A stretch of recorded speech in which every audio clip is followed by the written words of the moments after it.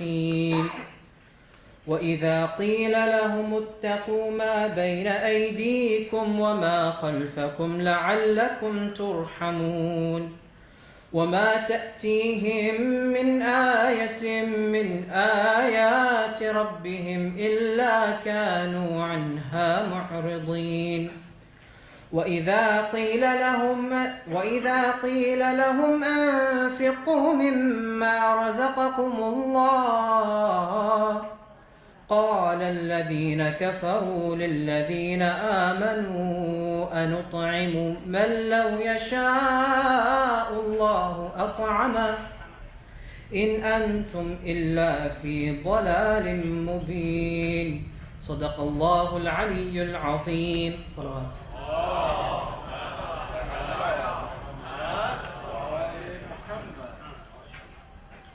Thank you very much. May Allah protect you and bless you inshallah. جهت شادی مرحومی مغفوره جنت مکان مرحومی منیژه وحید یاسایی رحم الله من قرأ الفاتحه مع الصلوات.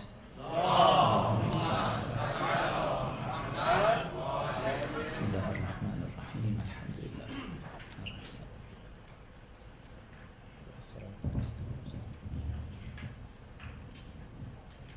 أعوذ بالله من الشيطان الرجيم. بسم الله الرحمن الرحيم. والفجر وليال عشر والشفع والوتر والليل إذا يسر والفجر وليال عشر والشفع والوتر والليل إذا يسر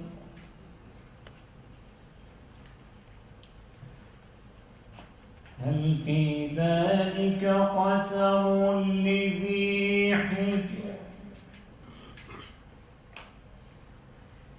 ألم تر كيف فعل ربك بعاد إرم ذات العماد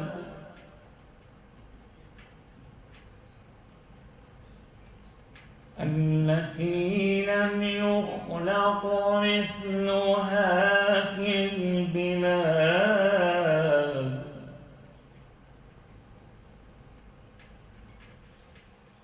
وثمود الذين جابوا الصخر بالواد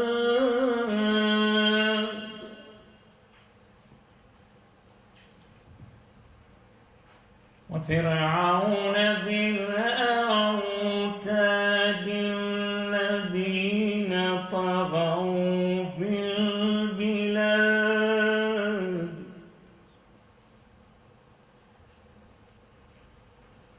فأكثروا فيها الفساد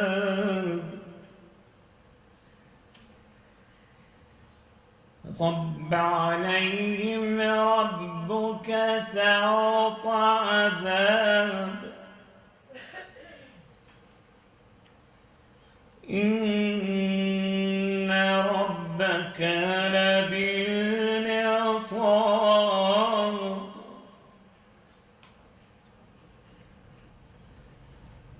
فأما الإنسان إذا ما ابتلاه ربه فأكرمه ونعمه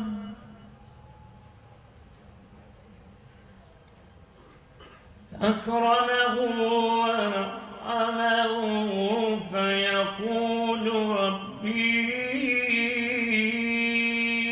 أكرمن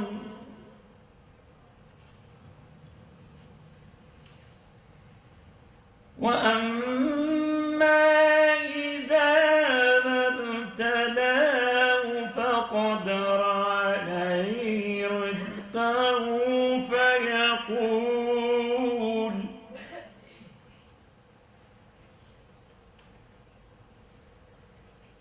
فقدر عليه رزقه فيقول ربي أهان.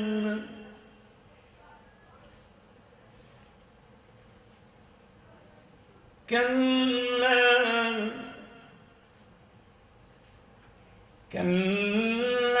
بل لا تكرمون اليتيم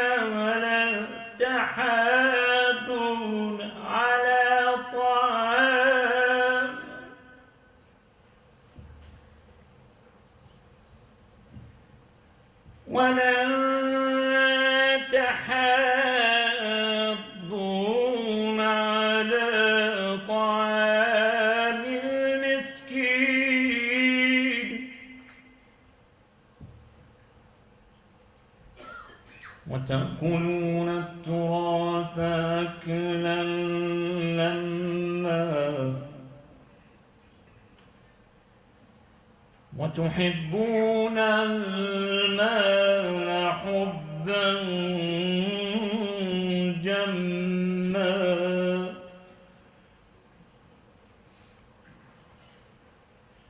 كلا إذا دكت الأرض دكا دكا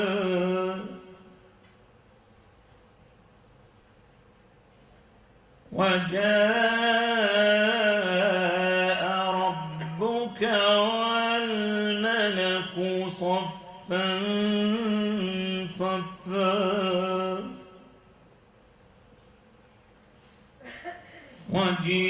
وجيء يومئذ بجهنم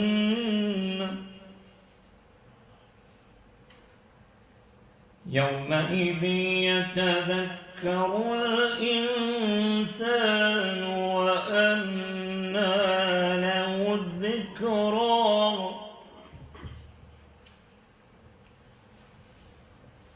يقول يا ليتني قدمت لحياتي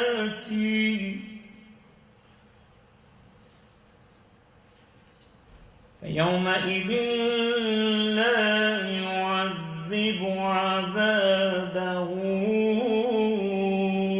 أحد ولا يوثق وثاقه أحد يا أيتها النفس المطمئنة ارجعي إلى ربك راضية مرضية فادخلي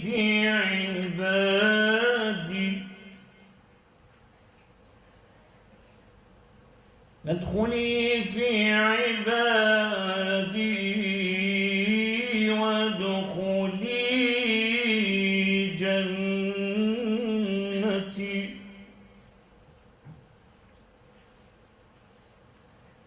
بسم الله الرحمن الرحيم لا أقسم بهذا البلد وأنت حل بهذا البلد ووالد وما ولد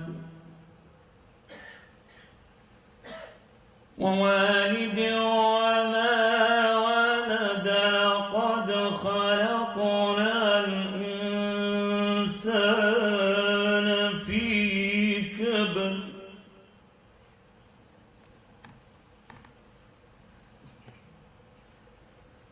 أيحسب أن يقدر عليه أحد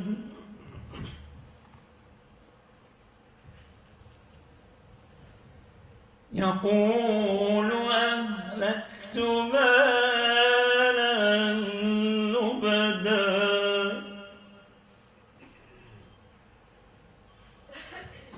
أيحسب أن لم يره أحد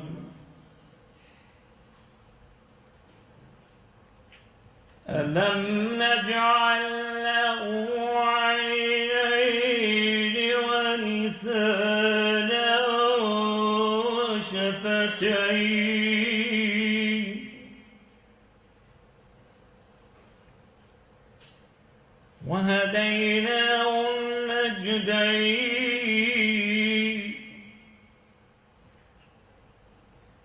فلاقتحم العقبة وما أدراك ما العقبة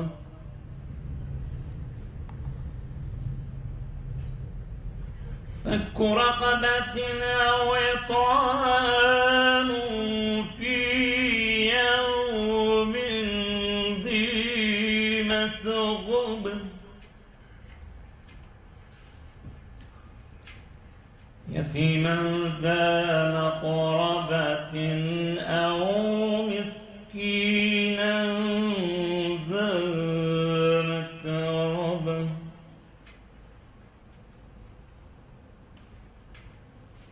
ثم كان من الذين آمنوا وتواصوا بالصبر وتواصوا بالمرحمة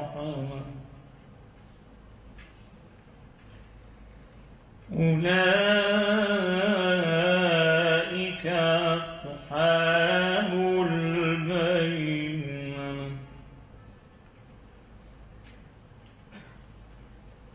والذين كفروا بآياتنا هم أصحاب المشأمة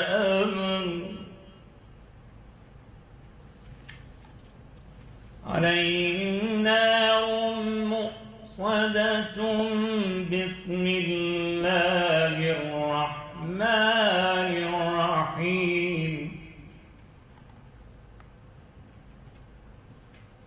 الشمس وضحاها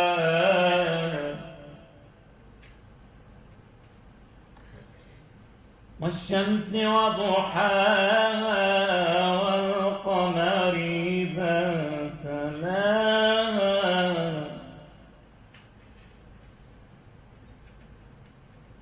والنهار إذا جلاها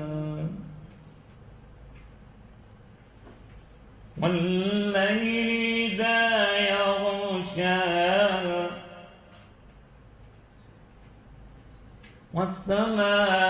والسماء وما بناها والأرض وما طحاها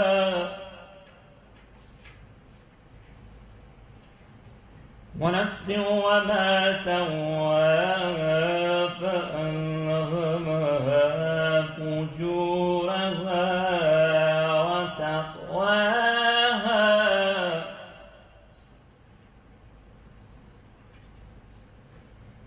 قد أفلح من زكاها وقد خاب من دساها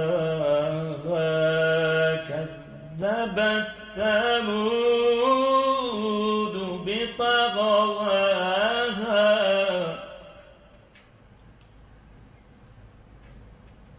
إذ انبعث أشقاها إذ انبعث أشقاها فقال لهم رسول الله ناقة الله وسقياها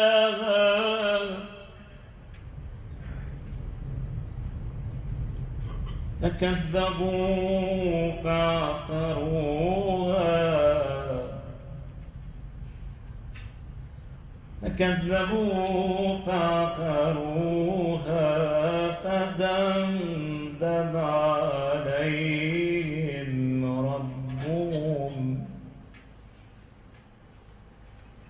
فدمدم عليهم ربهم بذنبهم فسواها ولا يخاف عقباها. صدق الله العلي العظيم.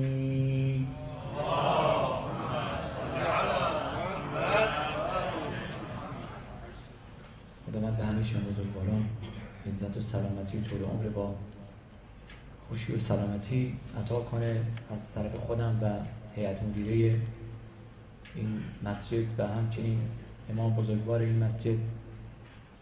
از همه شما بزرگواران صمیمانه سپاسگزاری میکنم و از طرف شما و اعضای هیئت مدیره و امام مسجد و این حقیر به خانواده جناب آقای وحید، جناب آقای فریبرز وحید، همسر بزرگوار این مرحومه عزیز و همچنین به فرزندان بزرگوار ایشان سرکار خانم هدیه وحید و فرزند عزیز دیگرشان پسر بزرگوارشان جناب آقای فرزاد وحید و همچنین به خانواده های وحید و یاسایی و دیگر بستگان و عزیزان و دوستان صمیمانه تسلیت میگم. باقی عمر همه شما بزرگواران باشه. در این لحظات از همه شما بزرگواران تقاضا دارم که جهت رفیع‌تر شدن درجات این مرحومه و همچنین شادتر شدن روح این بزرگوار همگی با هم سوره فاتحه را قرائت میکنیم. قبل از اونم یک صلوات بلند مرحمت بفرمایید.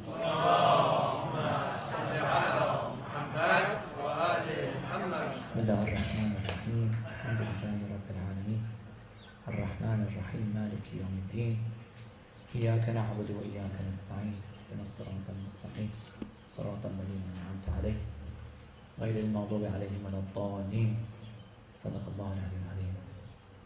از دختر خوب ما I would like to invite one of our best daughters of the community, one of the good and active member of our community, one of the youth, Arzu. You all are familiar with her and her quality of work and writing and speeches. I would like to invite her at this moment to have some words with us. Inshallah, right after that we're going to invite the Imam of the Masjid to enlighten us, inshallah. Please join me and invite our Zoo to the podium with a loud salawat.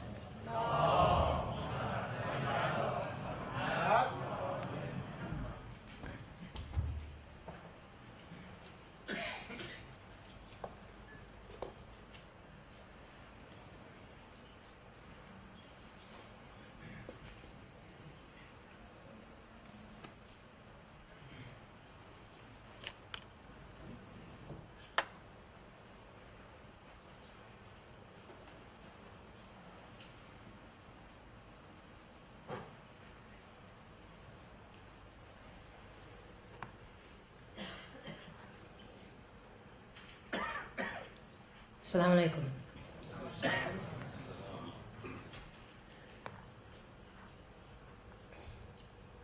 أعوذ بالله من الشيطان الرجيم. بسم الله الرحمن الرحيم.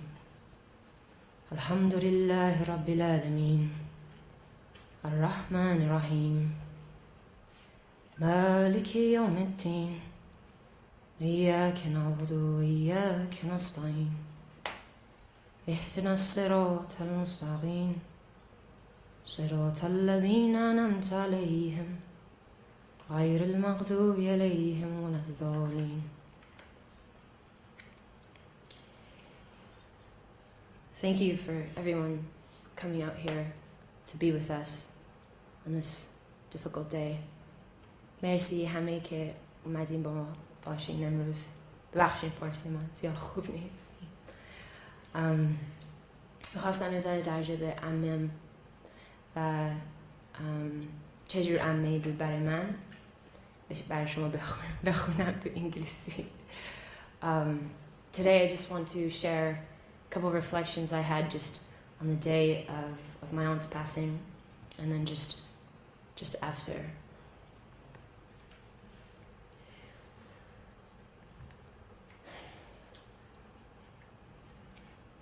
Rumi said, "I learned that every mortal will taste death, but only some will taste life." This morning, my Amme's breaths started to slow until she fell into an eternal sleep.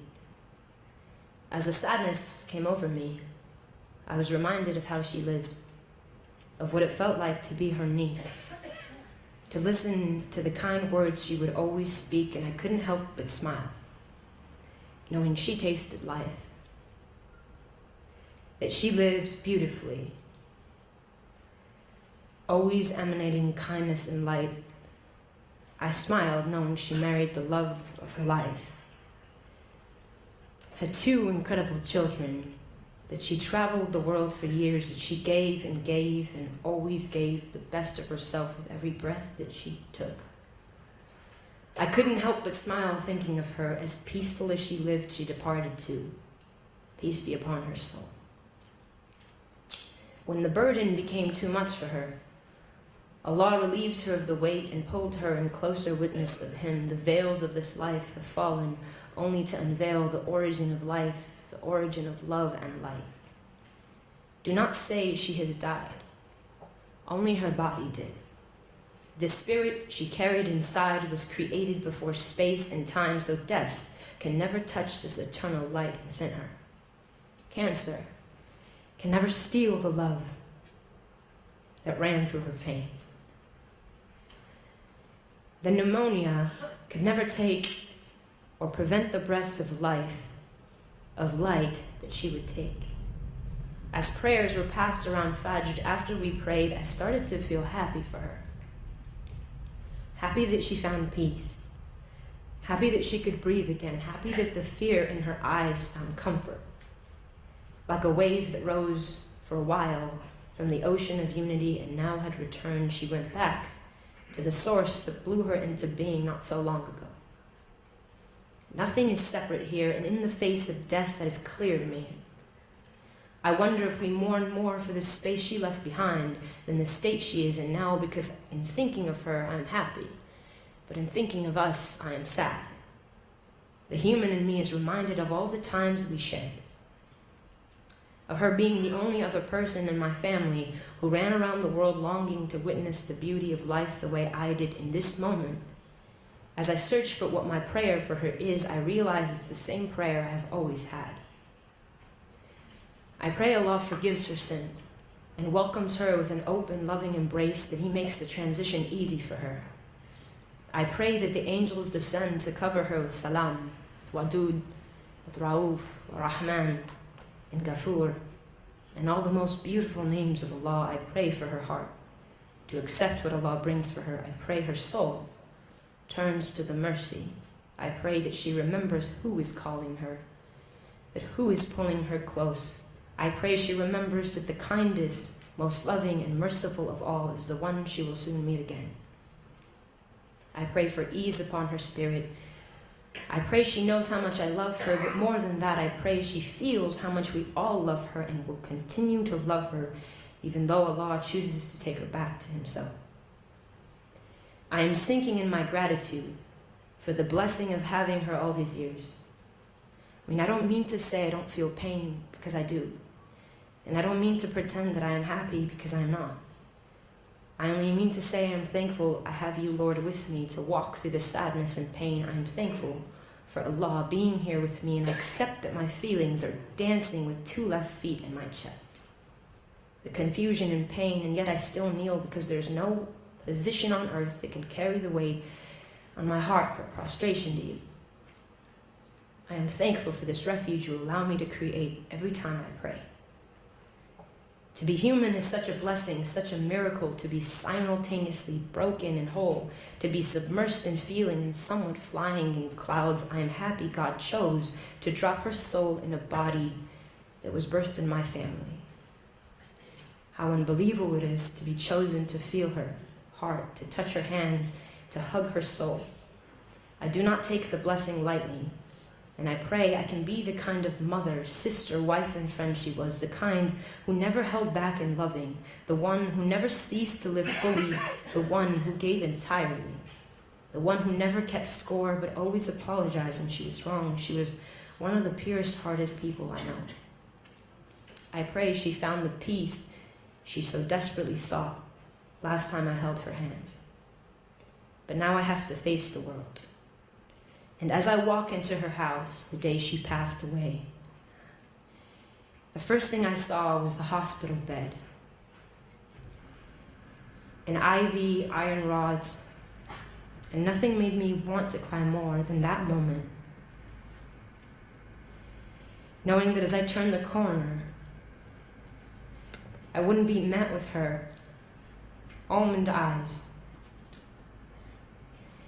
softly glancing at me with a smile that could never be translated into a 26-lettered language, but instead I would be forced to swallow the ocean of black fabric covering the shattered hearts of the ones who were left behind, with the empty space of a spirit so big that her body couldn't even hold it. A filled room of people I love has never felt more lonely. I kept walking, not wanting to sit, not wanting to stop, not wanting the river behind my eyes to catch up with me, not wanting to give into this feeling, the feeling I could never outrun, that she was gone, and no matter how much I walked counterclockwise, I couldn't push the hands of the clock backwards. The pain of that felt like 1,000 pounds of memories pouring over me. I kept walking, looking for a corner to be alone in, until I walked into her room and saw an album with my name on it. I started flipping through it. And I found my birth picture with my father's handwriting. My report cards, graduation commencement papers, and every poem I ever gave to her. She even saved the email I sent her when I was traveling and found out she was sick. Reading it now broke my heart into a billion different pieces. But each piece reflected how loved I felt by a woman who never asked for a single thing from me. She just collected the moments of my life, making sure the details of my successes were not lost on me, making sure that I remembered the journey that brought me to this moment, making sure I remembered where I came from and how far I had walked. My mom said she had collected parts of all of us ever since we were born, making us an album. Thank you. My mom said she had collected parts of us ever since we were born, making us each an album so she could give it to us when we got married. It broke my heart to think she wouldn't be there to hand it to me.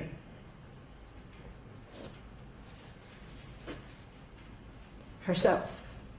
But then my heart reminded me that she would be there when the time came, because she and I came from the same single soul. So how could she be gone? She runs through my veins. We shared this blood. She would not be there, but she would be everywhere. And then I was reminded of a truth that I once wrote. We may no longer capture someone with our eyes, but people are not gone when they have died. Just as the sun and moon don't leave, but only hide. The ones who have passed are out of sight, but still alive. Thank you.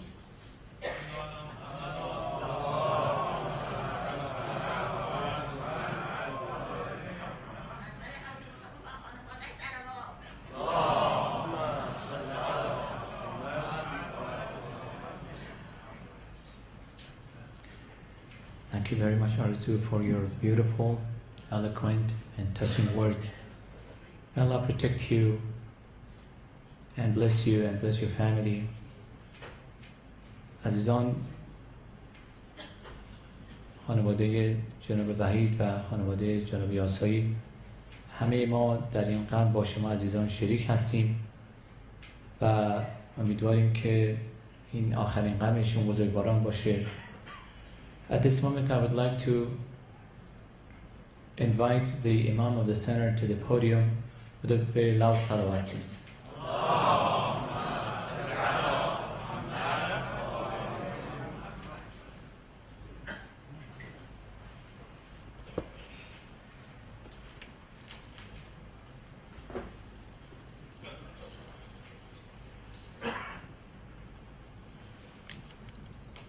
السلام عليكم ورحمة الله وبركاته.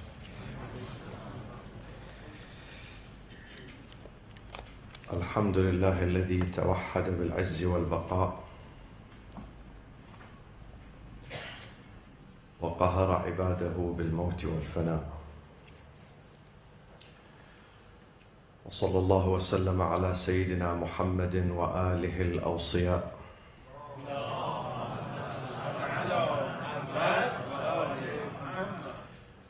أعوذ بالله من الشيطان الرجيم. بسم الله الرحمن الرحيم. وبشر الصابرين الذين إذا أصابتهم مصيبة قالوا إنا لله وإنا إليه راجعون، أولئك عليهم صلوات من ربهم ورحمة وأولئك هم المهتدون. صدق الله العلي العظيم.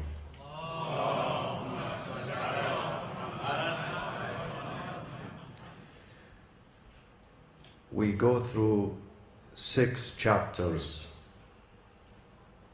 and 6 phases in our life. This is our 3rd chapter.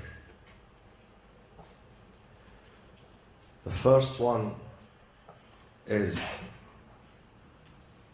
Alam al-Dhar, the spiritual abode. The second one is عالم الأرحام ونقر في الأرحام ما نشاء. It is our mother's womb. The third one is this current one, the physical abode, the earthly one. And the fourth one is about to happen. It did happen to so many before us, and we are on the waiting list. It could happen anytime. When we had the school closures on Tuesday, a young man of 17 years old went to school full of good promises. When the school was shut and he had to come back home, on his way he was struck with a vehicle and he was instantly killed.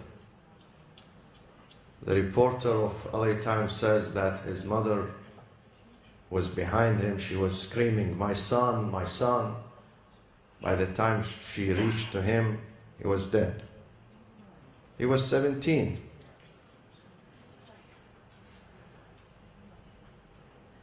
So this is the fourth. The grave is the fourth abode. And the fifth one, يَوْمَ يَقُومُ النَّاسُ لِرَبِّ الْعَالَمِينَ. That is our fifth station and fifth phase of our life. We have to stand before the Lord. Generations before us, generations who are going to succeed us, white, black, poor, rich, believers, non-believers, men and women, they're going to stand before Him in a day that the Torah spoke about, the Gospel prophesied, and the Quran also mentioned many times. The day of judgment, the day of reckoning. And then the last one is the permanent one. We terminate in the 6th phase, in the 6th chapter and station, and it depends on what we do here. We have been told that people are going to go into 2 directions, depending on their own free will and a free choice, depending on their legacy here, their achievement in this physical, earthly abode. And that is going to be the eternal.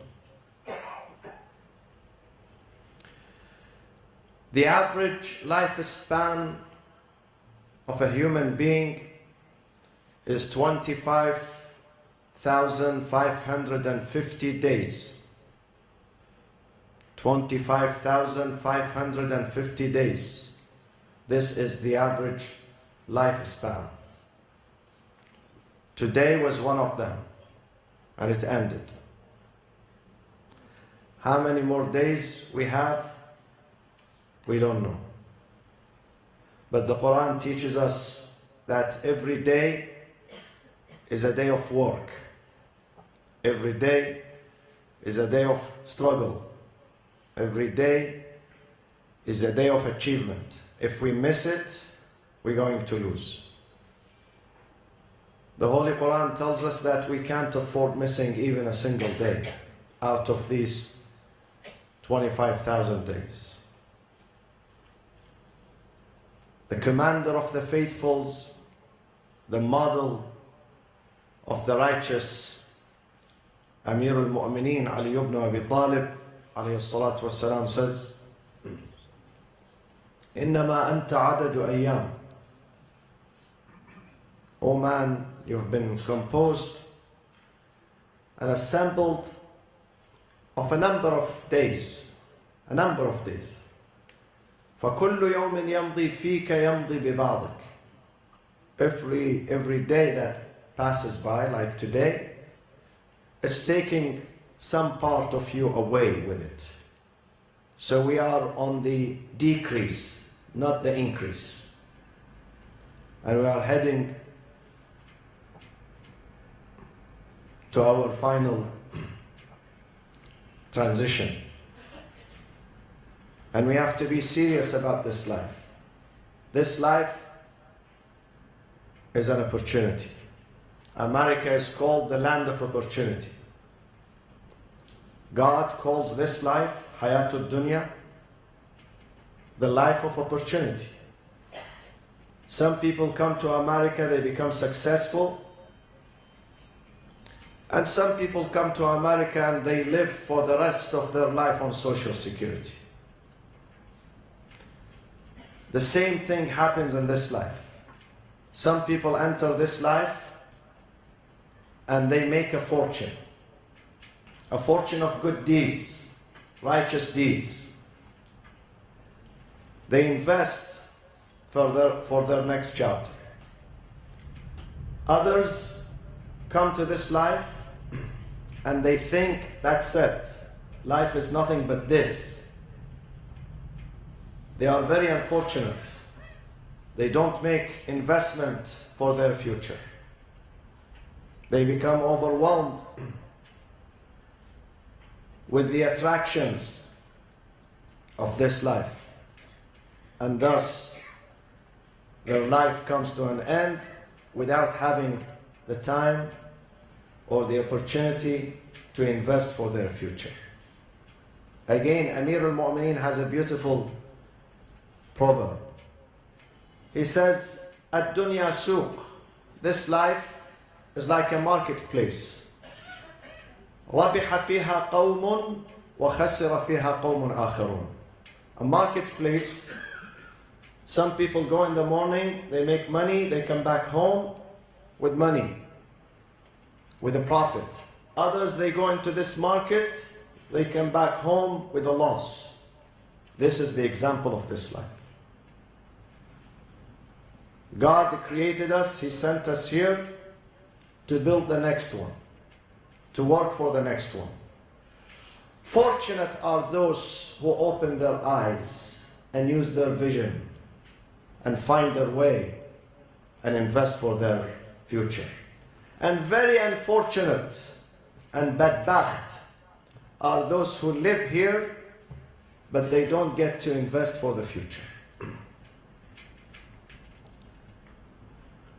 Again, Imam Ali says, do not accept with your life that you live here, don't accept less than paradise in the hereafter.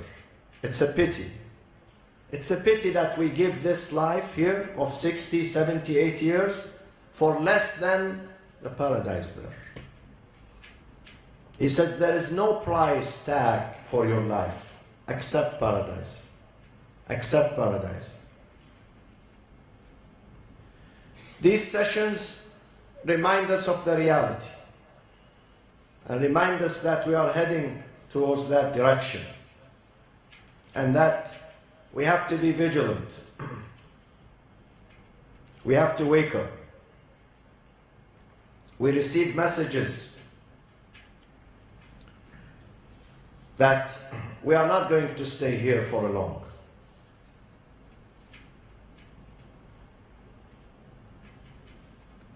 Allah says in Surah Al-Kahf, chapter 18, Al-Malu wal-Banun zinatul hayatid dunya.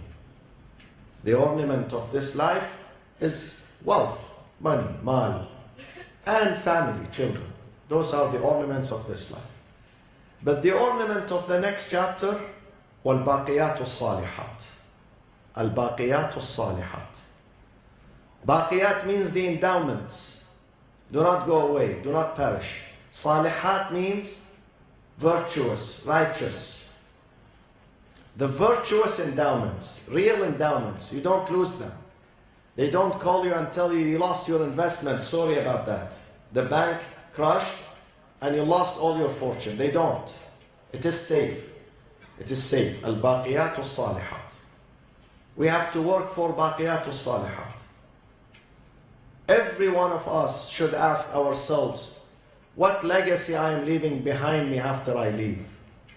What legacy?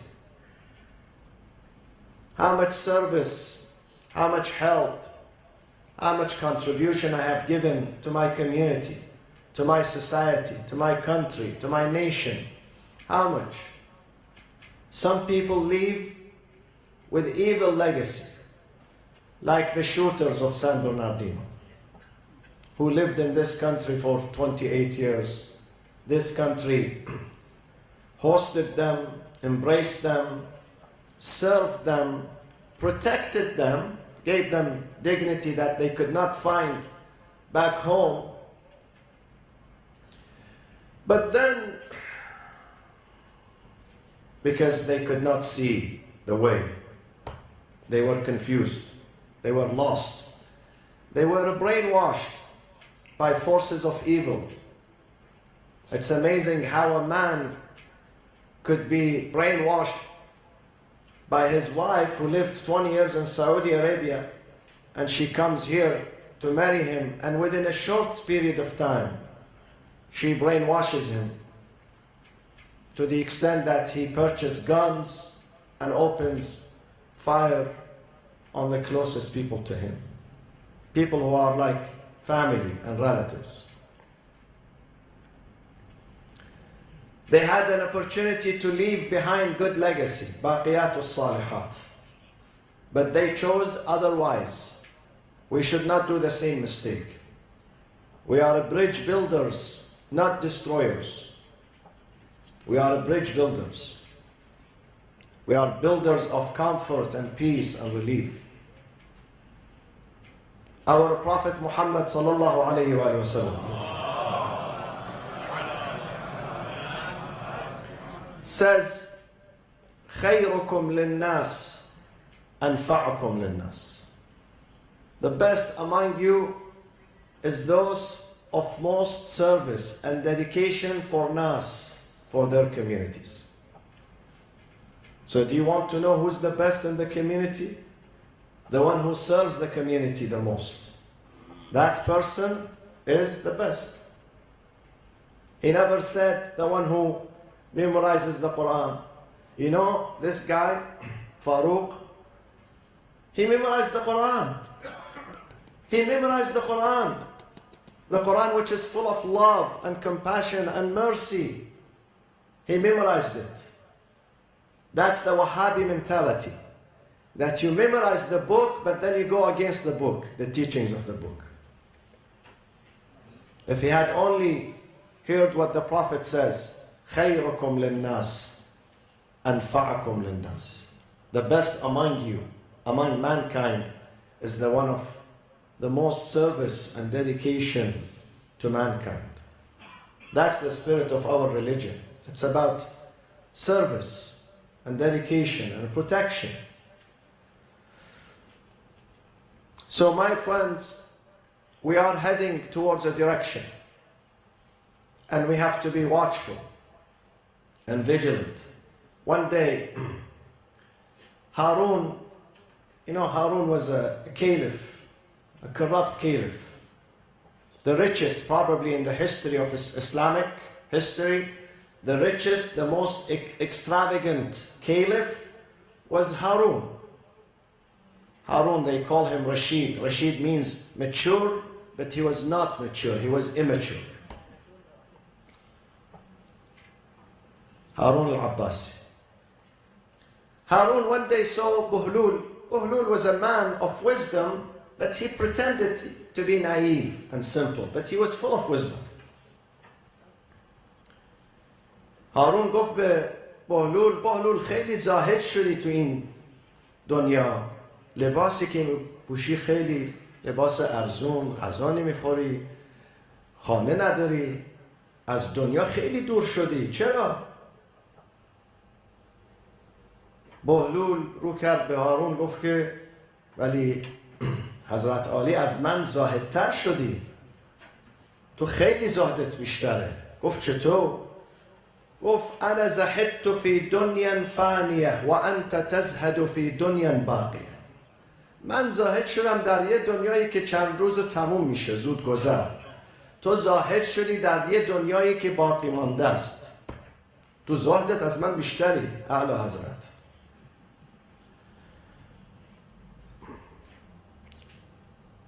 Allah wants us to invest and choose the best investment plan. And He says, dedicate this life. If you seek enjoyment in both, work here so you can enjoy the other one. Work for others. Working for others has an inner enjoyment. When you relieve others, when you help others, when you bring a smile to others. My brothers and sisters, in America, we need good Muslims in America. We just do not need any Muslim, a good Muslim. A Muslim who adhere to his or her true teachings of this book. True teachings of this book, which is based on love for mankind. يا أيها الناس إنا خلقناكم من ذكر وأنثى وجعلناكم شعوبا وقبائل لتعارفوا إن أكرمكم عند الله أتقاكم. O mankind, we created you, we made you into tribes, nations, different colors, different genders, different communities. So you get to know each other, you get to respect each other, not demonize each other. You have to respect each other. You have to appreciate. I said to the Attorney General, California's Attorney General, we had a meeting with her, very good woman, Kamala Harris, yesterday in her office. I said, I loved America because of religious diversity. Because the Constitution of this country and the founding fathers of the United States of America, they welcomed and they respected all religions. Therefore, The negative rhetoric that we hear, and it came from Las Vegas 2 days ago, does not represent the true image and the true spirit of the United States of America. She said, this is right. You are right. The beauty of America is religious diversity. That all religions are protected. You cannot demean one religion. If you demean one religion, you have done damage to all religions. But it's a season of election. And the season of election, it means the season of cheating and lying and fabrication and nonsense. Unfortunately, America goes through this phase every 4 years for more than 1 year. People hear nothing but lies and fabrications. A person wants to be a president of the United States at the expense of 300 million, at the expense of truth and justice. So he tells lies. He doesn't fear God. Not only he does not fear God, but he does not respect his own self. He knows what he's saying is not true.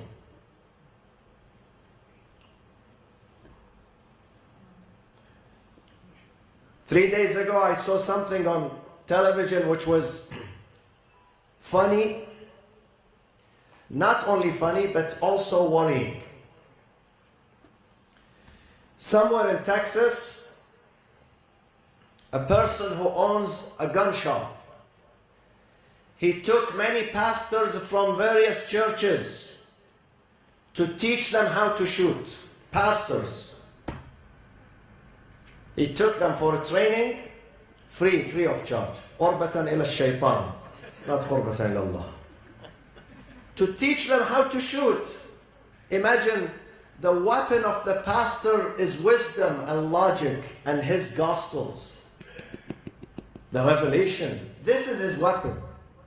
This is his strength. This is his capital, not a gun. Not a gun. He does not need a gun.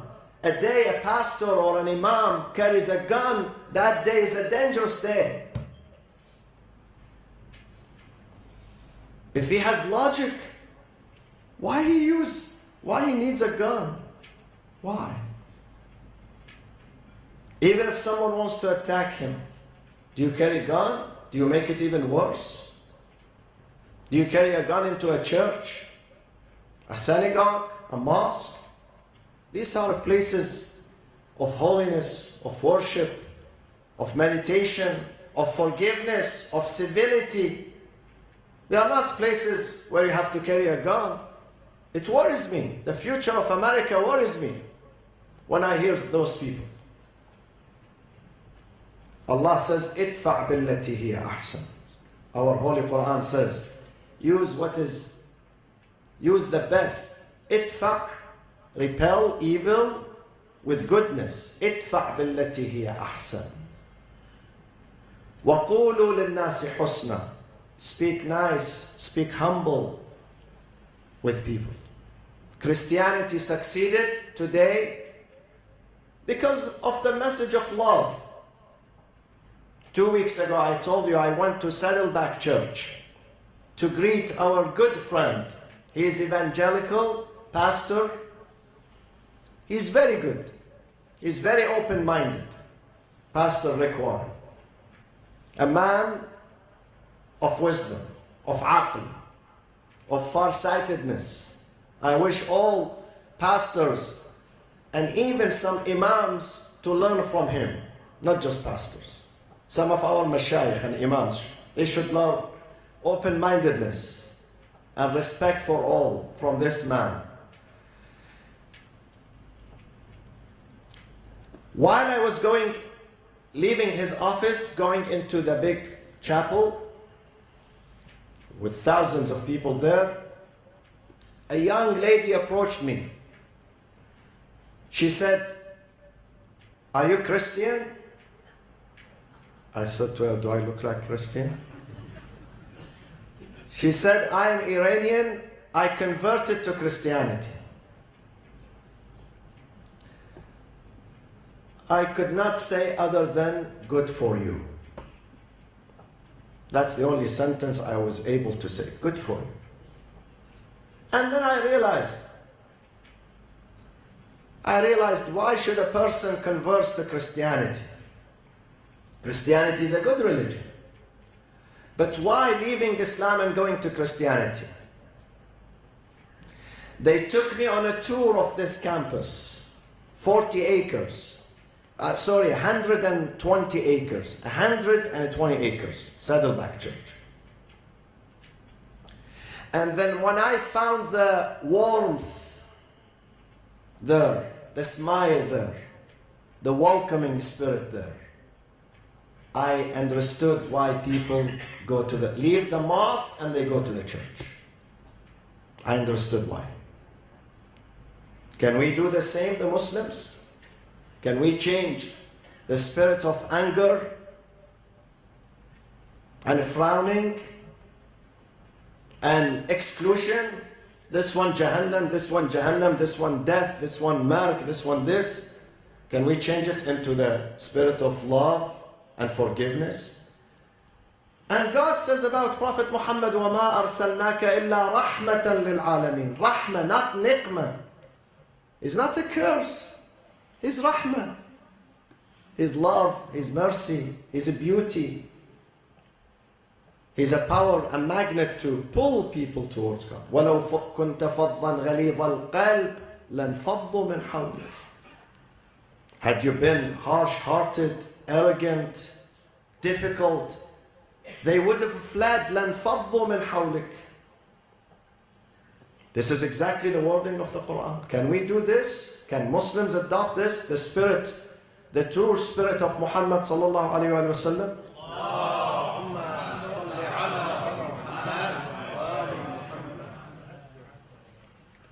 I hope we can do that. The day we can adopt this spirit, Islam becomes healthy and strong. And you can walk in the street proud of being a Muslim.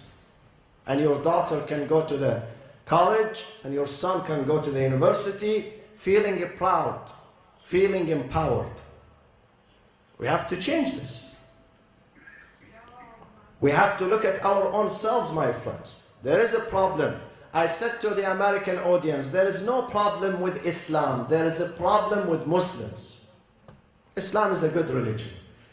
But not only Americans misunderstood Islam, Muslims themselves misunderstood the spirit, the genuine message of their own religion. Muslims. And one final word about the lady that we missed.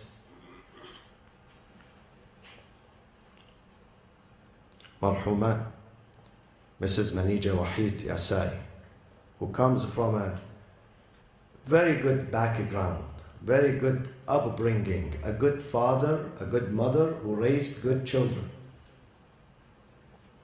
who worked very hard to produce good citizens, good members in the community. That's what we should learn. Teaching our children not to be arrogant, to be humble, to be helpful, to be of service and dedication and humility to people left and right. This is what Hassan Agha Yasai, I have not seen him, but always when I pass on the 605, and I did this just 2 days ago, and I said to my daughter, this is where the father of Ja'far Agha is buried. Let's recite Fatiha for him. He left this life, but he left behind a good legacy. And good legacy is not only buildings. Good legacy sometimes good children, a good son, good daughter. Those are the best legacy. The hadith says, when we pass away, everyone has a share in our inheritance. The wife takes some, the children, the boys, the girls, sometimes parents they take, if they are alive. God says, I also have a share. But God says, my share is not money. My share is your children. If you leave behind good children, this is my share. Are you with me? So if you leave behind a good son, a good daughter, this is the inheritance that God receives from you. This is His share. So try to leave good children. Try to work hard that your children are going to be a source of mercy for you after your death. خوش به حال این مادرها، پدرهایی که فرزندان خوب، صالح، شایسته تربیت میکنن، پرورش میدهن، بعدا هم ما میریم دیگه. این فرزندان میمونن. کار خیر، کار نیکویی که انجام میدن یه قسمتش میاد به سمت ما.